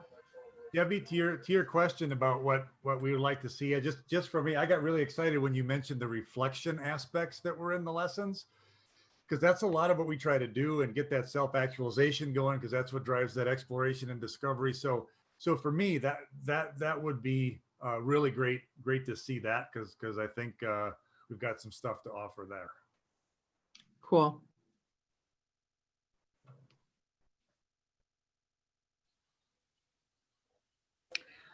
Okay, so I'm looking at our time and we've got 13 minutes left here. So what I had on the list here of left that we didn't get to yet is, first of all, the roles of each team member, and then other outstanding items to figure out, as well as our next steps. I think maybe we should go to next steps first. Could talk about what we're going to do from here. Because, you know, another piece of it is kind of levels of meetings between, you know, we're not going to always be out all meeting together. Obviously, we've got the 2 school teams. And so a lot of that work kind of, on the ground work will be happening, and then you'll be meeting together. But I guess I'm just wondering too, like this group, just how we're going to proceed and some thoughts about that you are seeing as definite next steps that we need to take. Alyssa, I have a question. Does everybody have access to that? And I think we went through it in our last meeting, so probably everybody got to watch that recording, but the actual form that we're using? I don't think I sent it out to Goodwill or MSS staff yet, but I did send it out to everybody else. So we did review where it was at in the meeting, but I didn't send it out to, I don't believe, did I, Goodwill, MSS folks? I'll send it out to the final form for now of the Pre-ETS senior meeting. Should that even go in the folder? I'm liking this folder. Yeah, it could be sent out separately and go in the folder, I think, but I think that would help the providers kind of see how, if they got their hands on that, to be able to look through like where it starts with a student as far as kind of identifying needs and supports. Will do. I'll send that out. I don't know if this has to be next step, but at some point in the near future, I would be interested in meeting with the team from like MSS and the team from Edison to sort of meet as a school team and just get to know each other a little bit more and talk through some of these things on a smaller level where people are able to have a little bit more conversation. Not that you can on a big group like this, but it's a little unwieldy from time to time, but diving into those conversations and building those relationships as a school team as well. Yes, I agree, Taylor. And I think maybe once Song, Stephanie, and Jane are done contacting the students and parents, maybe then we could set up a meeting where you could meet with Jane as well. And then we did talk about connecting with the social workers also. I think that's a great idea. And I think it will help with roles too. Kind of going back to like, because it will look slightly different at Edison than at Southwest. Right. And who the players are, who you need to connect with, things like that. Yeah, when would be with the difference in the schools? I think meeting with the schools would be great too. Where in the process would you see it appropriate for us to meet with the staff and teachers? Well, I don't know. I don't know if it needs to be quite as broad as, I mean, there's a lot of teachers, a lot of staff. I think that it should happen pretty soon, in the next couple of weeks. Both schools have 1 or 2 applications so far. So to kind of have that, take all this information that you gathered today and kind of be like, okay, now we're in our team that's really going to launch this. What is it going to look like at Southwest? What is it going to look like at Edison? With core people for sure. And then it sounds like at Edison, there's a Jane. I haven't met Jane either, but like that she should definitely be at the table, but not necessarily every case manager and every social worker, because then you get back into this like large group meeting and a little harder to get at that conversation you really want answers to. Just as a foot soldier, as a foot soldier here, I kind of want to, as the counselor in Edison, I feel like I agree with Taylor. I personally would like to meet with Taylor and Jay and Song, maybe Thought, but I mean, just so that way we can start to get on the same page, because, like Jane, I could sense was already overwhelmed with what they've got going on. So I want us to be cohesive before we are going to actually push things forward and grab the school and be like, here, I'm in your face. You know, so that's just where I'd like to start, is to make sure that we're a cohesive group first. Yeah, and Andrea, since I'm at Southwest, I'm thinking maybe, maybe talk to Lauren, but it might be good for you to go to our resource meeting and just listen as we are explaining the program for the first time to the case managers. So we can see if maybe that was on the 11th, we were gonna do that. And like I said, we're slowly at Southwest just going to each special ed team and focusing on those groups first. So maybe just even coming to that and sitting in there, because at least then you can see the case managers too. You know, we have one referral so far, so it's not, but at least you could meet some of the people. And well, and even getting going with that one or two I know. referrals, right? Like it's I know. like, okay, how are we gonna do it now? Like you said, it's nice to start out slow. So Yeah, and our experience is that once things kind of once we start working with a couple of students or like a group of students and it goes well, then teachers and staff talk. So yeah, that would be great. And I just think so. Was it Jody and Anna and Lauren? I guess the question to you is, do you want to meet before that? Andrea, it's Jody. I had sent you an email already. Oh gosh, okay. So quick, I'm not looking at my email. Okay. Yeah, I think we should just meet and just touch base so we're on the same page too. Sounds good. so, and then we will want to, this group does want to, keep coming together though. And while there's work happening in between, so maybe we want to identify when we're going to want to come back. Couple weeks, 2 weeks. What do you all think? 3 weeks? I know we got holidays coming up. After Thanksgiving and maybe before winter break. Full disclosure, I'm having knee surgery. And so actually working from home makes that recovery process a little shorter, but I will be out from November 23rd until right after winter break. But that does not mean that this whole team can't meet. I don't have to be there. I know I'll have plenty of folks there who can fill me in. Do we want to try to meet before that? I feel like we do, just to kind of keep this moving. Lindsay's saying, yeah. Yeah. Well, and I know, Debbie, you say there's people that can fill you in too. I think it might be nice to meet before, and then, obviously we'll have winter break in there and Thanksgiving as well. So it'd be nice. Are you guys off? Okay, what's the week Maybe like for if we people just that do- week? Go ahead. no, maybe if we just do an hour meeting next, the smaller, if Yeah. we meet again and just briefer, check in, see where we're at. So To if answer your question, Alyssa, that November 23rd is a Monday, and that's Thanksgiving week.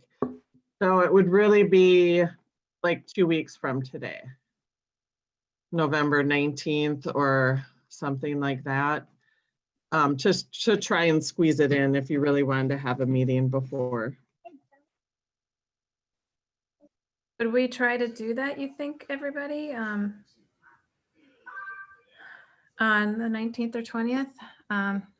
I can say this, like Friday the 20th in the afternoon is a lot more open for me, but I know Fridays kind of suck, but if it's just for a meeting like that, but if we just have a 1 hour meeting in the afternoon,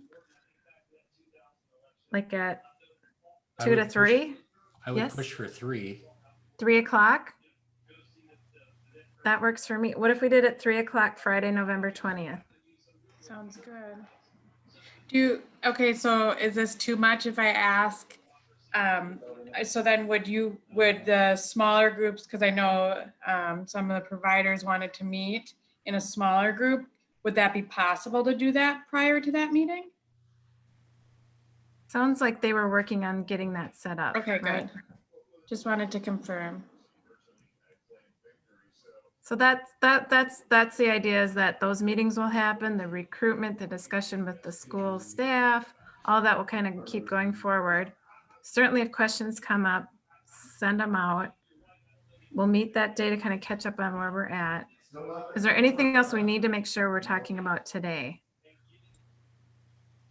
I just have a question with regards to maybe, is there a contact list of all of us with our emails so that we could connect? Because I don't think I have Taylor's or Notify me once I'm back on the schedule.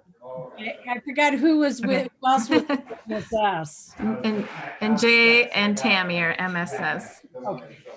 I will send that out. I'll make sure I'll send us everybody a roster so we all have everyone's contact info. Thank you. That's important. Can I just ask something? This is totally off. If Debbie and Mary Ann could stay on for like 5 minutes, would you be available to do that? I just have a quick thing I wanted to chat with us about. Thanks. I should say too, so that everybody knows, I did capture a picture too, with the names appearing with the photos. So reach out to me if that's useful to you. Oh, that's a good idea.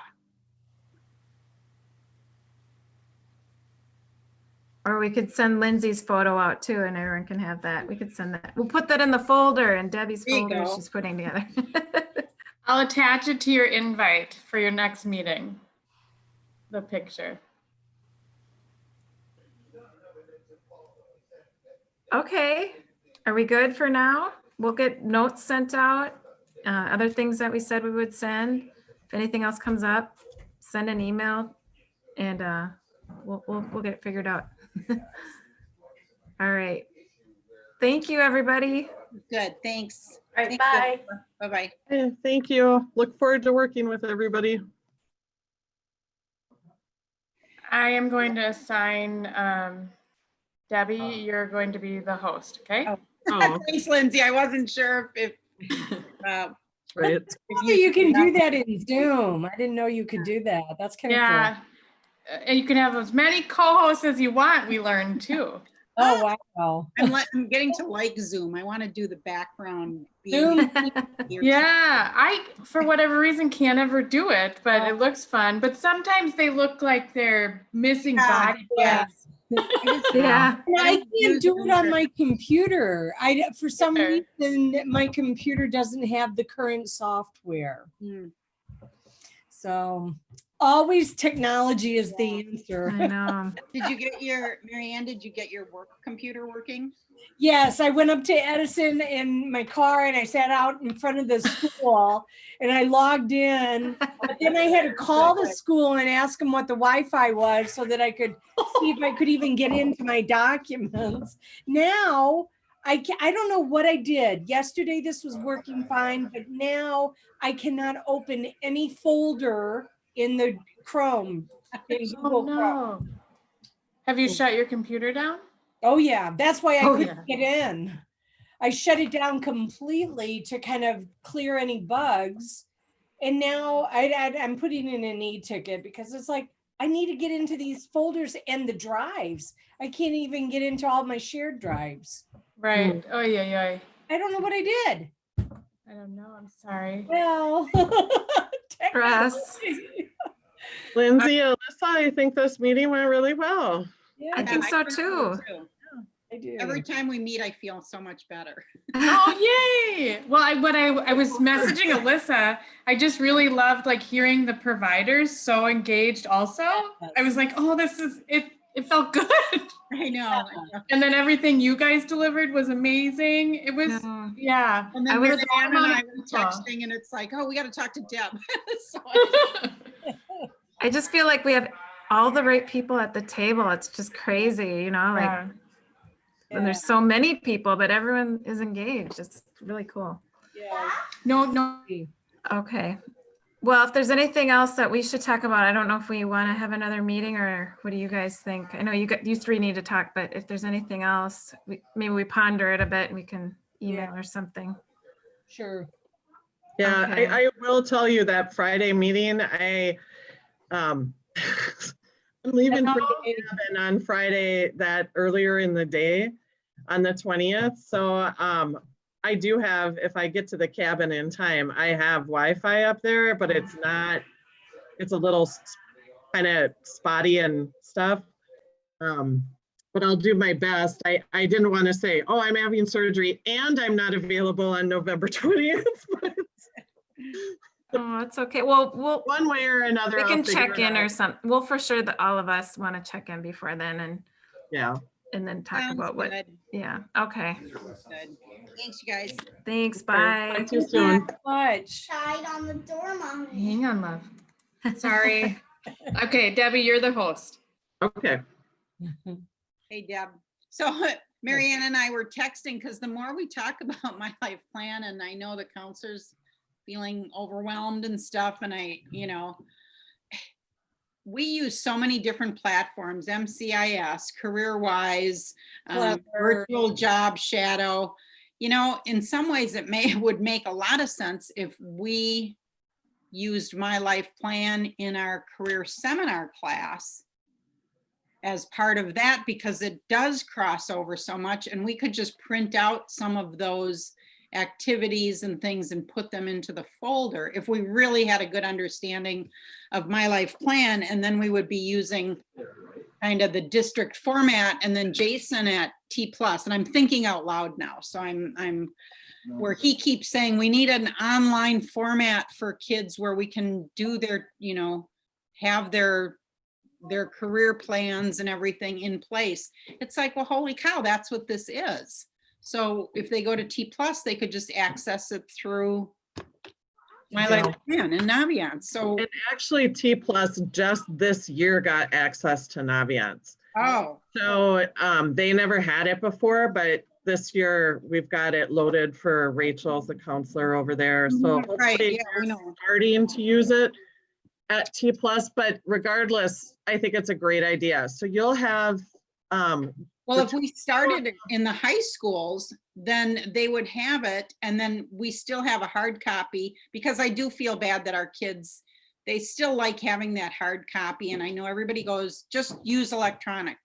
Well, that doesn't always work. And some of the kids have more significant disabilities, and it's nice having those things involved. So but I'll add the two of you to Naviance at both of your schools, because it's adding staff to Naviance, any staff, like random teachers have access to Naviance. So I'll look at it and kind of figure what kind of, I might have questions for you about like what kind of access you want, like what, there's different levels. And so I'll figure out what that might look like. But, and then you'll also have, when I send out that folder, you'll have more than enough information of my life plan too. Like the actual lessons, lesson overview, scope and sequence, links to activities. I'll just include everything in there. Because the thing is, oh, I lost age. I just lost my train of thought. But yeah, if we're able to do it, and then do students just log in with their district login information? I think I used it once when I just started as a work coordinator over at Washburn. And I didn't have any training. I didn't know really how to use it. But if that's truly the district platform for career development for our kids, we shouldn't be creating something else. We can supplement with like virtual job shadow or some of those. But if that's the thing we're trying to, if that's the standard, then, if we need to modify with something else, we could do that. And we don't hit all the kids, but that would take a chunk out of what the counselors are doing. And I would think that would ease their, at least feel like it's easing their load a little bit. I don't know, because I know that the counselors are just overwhelmed. Well, here's my question with it, Debbie, are we able to put what we do into Naviance? Well, I was just gonna say, Marianne, I was gonna ask you, whatever you do supplement with, that like we want to capture that too, as you know, ways that students can ask. I mean, that's what we've been really trying to do, not just for special ed, but also for our EL learners and stuff too. Right. To have, so yes, it could eventually go into Naviance if we find out, if you supplement with something that you know you're going to continue using with like every year with multiple students, we can build it into Naviance so that they can access it there. Okay. We wouldn't want to build in stuff. You wouldn't, Naviance isn't set up in a way that you would build in something for an individual student. It's just doesn't really work that way. When it could be in their hard copy and you could just check it off or whatever. Right. If you wanted to add something globally, that is definitely a possibility. Okay. Because like while we were talking, I'm like, my brain is going, my creative juices were flowing, and I'm sitting here visualizing kind of like a visual for students to show them, you know, the counselor, and this is what, you know, like a flow chart with the, you know, what they do with the counselor, where this work coordinators come into play, where they're case manager, you know, just so that they can see how this is all going to come down to them, you know, and kind of almost like a tree with branches, you know, or roots, maybe more. All related to that career development or transition process. Special ed term is transition, you know, and career development within transition. And yeah, I think that's, I'm so glad that that's why it was so important to have the whole big picture people in for Pre-ETS stuff, because otherwise we're all doing different stuff, but it's addressing the same thing. And, you know, being special ed, you know, you know, trying to think in the mindset of a special ed student, it's overwhelming. I mean, it's overwhelming for me to hear about, you know, Naviance. What's Naviance? You know, it's like, I never heard of Naviance before, you know, 3 years ago, you know, I didn't know what it was. And so, you know, when I think about working with these special ed kids, I always try to break things down into concrete chunks, you know, because even like, this is my first year working with a regular ed teacher. I've always, you know, the last 2 years I've taught the seminar with a special ed teacher. Now I'm teaching with a regular ed teacher. So half our class is special ed and half is regular kids. Well, and that would be so cool for Shirley to have it within her class. I mean, all the kids know how to use it. And that's the key cool thing about it. If now T+ has it, now it's something that can follow them through right system. And it just makes sense because there's so much of this stuff out there. It's overwhelming. Well, and the fact that they were always doing it in the English class or whatever, I never knew which kids were doing it and which weren't. And when I would ask them, they didn't even, a lot of them didn't even know what it was, because some special ed program kids really don't have much access. And those are the kids that the work coordinators really work with a lot. And even if they don't necessarily do our supported employment or career experience, a lot of them, special ed teachers, put the kids in our class to get that access. So, you know, we could reach a lot of kids if we could do that, and if we really had a good understanding of how it worked. This is a nice byproduct of the Pre-ETS. That we're having this conversation, because it will well, that was kind of back in my to mind, that, you know what, we got to get these systems together, because we're out there using like 5 different things, and then just nothing is, and then we're creating a online, you know, I mean, it's just stuff's all over the place, and this is so much cleaner. So so why don't I'll look into how to get you guys onto Naviance, and then once you have that access, then the 3 of us could just meet and I could show you some of the navigation. That would be great.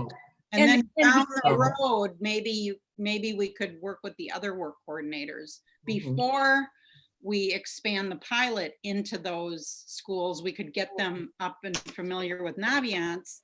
And Marianne and I can convince them that maybe this is the best, this is the best way to go. since it's- And I will, because I have to learn, I want to learn how to do this. I will try to create a visual, showing the pathway, how this all fits together for the student. So Marianne's uber organized with I love creating. She likes flowcharts. Well, yeah, I like visual. I'm a visual person and I'm creative. So Oh, you know what? Our session is, I just looked up and I'm like, oh, we've been recording this too, because it just transferred over as, so.